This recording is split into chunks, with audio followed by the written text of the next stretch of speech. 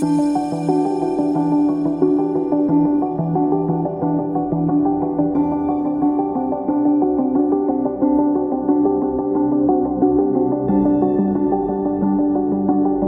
first role at YourParkingSpace was the business development manager. Sales and marketing manager. Customer service executive. An onboarding specialist. Customer happiness executive. Commercial executive, but I think it was just to do anything the business needed, really. So my first role at YourParkingSpace was as online sales manager, and effectively I was responsible for answering inquiries on the website and then trying to convert those inquiries into monthly customers. So my role now is a finance manager. UK sales director. Senior client account manager. Senior account manager. Customer service team lead. Business development manager here at YourParkingSpace. So I run a sector which is commercial property. So my current role is commercial director of the UK and North America, and essentially I am responsible for all commercial activity, the deals that we do, and basically ensuring that we look after all of our clients properly, and then moving that into other territories around the world. How did my progression happen? Well, I was probably the fourth person in YourParkingSpace, excluding Harrison and Charles. And I remember my objective was to onboard local driveways, private spaces, garages, whatever that might be. And it was actually a few weeks where it was really difficult. We had no idea how to do it. I think it was really just through the growth of the business. Obviously, for opportunities to come, the business needs to grow. When I started here, it was probably only about 12, 13 people, so it's very structured and there was not much really opportunity for growth right at the start. As we've grown now to over 100 people, that's created divisions and opportunities within, and I've kind of grasped it with both hands, really. And I remember I said to Charles Cridlin, I was like, look, give me 50 quid. And Charles and I invested it in Facebook advertising leads. From that, we started getting lots and lots of leads. And it just said, how much money can you generate from your empty driveway? Well, as the sales team grew the commercial side of the business, there was a demand for commercial support.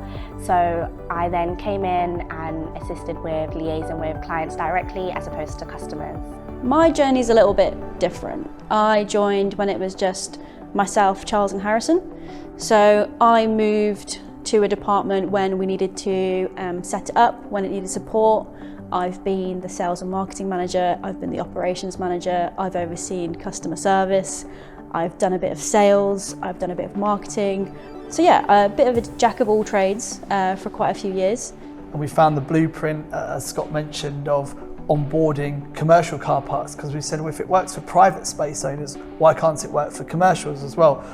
Pubs, clubs, restaurants, hotels. And just to add to that, actually, how the progression really happened is every time we managed to grow it slightly, we would then create the room to replace ourselves.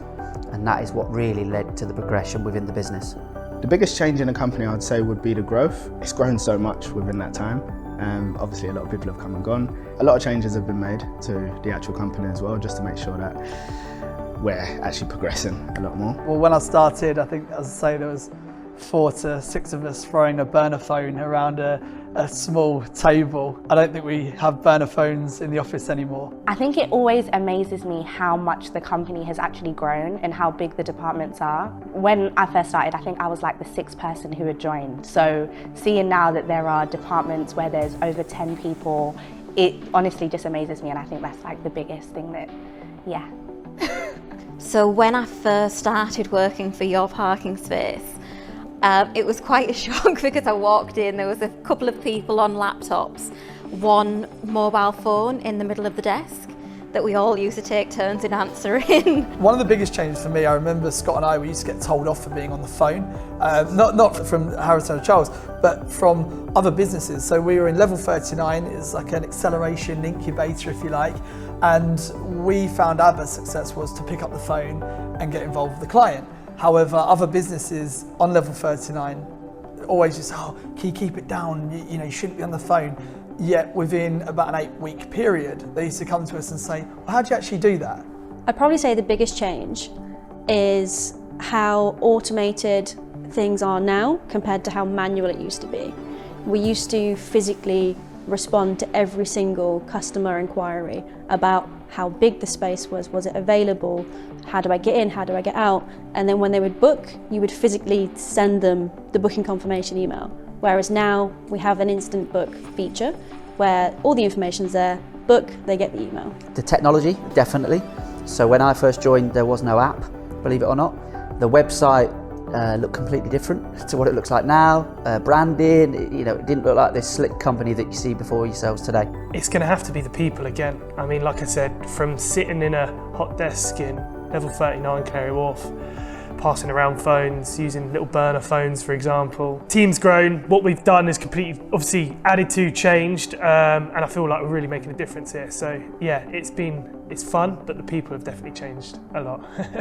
And another really cool change, actually, just a final point, is watching the team grow and become more diverse from a bunch of kids, essentially, a few friends, 5-6 people, and watching that turn into what it is now, which is, like I said, a really diverse, cool team, people from various backgrounds and ages, and watching everyone deliver amazing results. And then the other area I'd say is internal, operationally.